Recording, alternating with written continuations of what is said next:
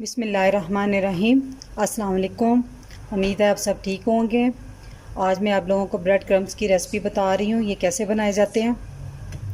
तो मैंने ये देखिए 2 ब्रेड ली हैं, उनके मैंने इस तरह किनारे उतार दिए हैं। तो 2 तरह के मैं बनाऊँगी क्रम्स, एक हल्के रंग के होंगे, ये अंदर वाले हिस्से के, और ये किनारे वालों के। क्योंकि बाज़ दफ़ा कोई ऐसी चीज़ें फ्राई करनी पड़ती हैं जिनको देर तक फ्राई करना पड़ता है, तो उसमें हम फिर वाइट वाले लगाते हैं ताकि जल्दी ये डार्क ब्राउन ना हो जाए। अगर आपने मेरा चैनल अभी तक सब्सक्राइब नहीं किया तो रेड बटन को दबाएं और साथ घंटी के निशान को दबाना मत भूलें ताकि मेरी हर नई वीडियो सबसे पहले आप तक पहुंचे। बहुत आसान है ये देखें, मैंने ये इसके किनारे उतार लिए, मैं इसको पीसेस करके ग्राइंडर की डब्बी में मैंने डाल दिए। तो आप इसको चॉपर में, जग में, जैसे आपको सहूलत हो उस तरह इसको कर लें। ये हर तरह से पीसे जाएंगे।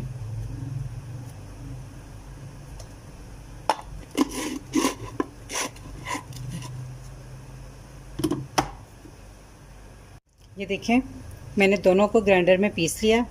ये देखें, अब आप इसको, ये दूसरे वाले भी देख लें। तो अब आप इसको धूप में रख दें। धूप तेज़ है तो 2-3 घंटों में ये सूख जाएंगे। अगर धूप अवेलेबल नहीं है, बाज़ दफ़ा नहीं रखे जाते, तो आप इसको पंखे के नीचे रात को ग्राइंड कर लें। तो हल्का सा ऊपर कपड़ा डाल के या थोड़ा सा साइड से पंखे की हवा से थोड़ा सा साइड पे रख के ना इसको सारी रात छोड़ दें किसी ट्रे में फैला के।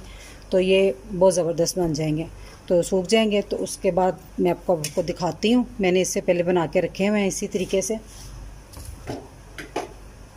ये देखें, मैंने इसको पंखे की हवा में ही सुखाया।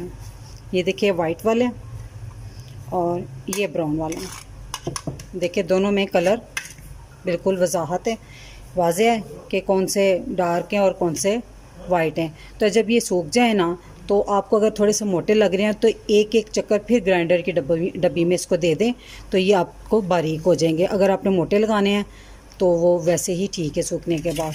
तो मैंने इनको एक एक चक्कर बाद में फिर डब्बी में दे दिया। तो ये देखें, ये सूखने से पहले और ये सूखने के बाद। ऐसे ही वाइट वाले देखें, ये सूखने से पहले मैंने गीले वाले जो भी किए हैं, और ये सूखने के बाद। तो इनको सूखने के बाद एक एक चक्कर आप डब्बी में दे देंगे तो ये बहुत ज़बरदस्त रहेंगे। तो बाज़ार से लाने की ज़रूरत नहीं, घर में बनाएं और इसको इस्तेमाल करें।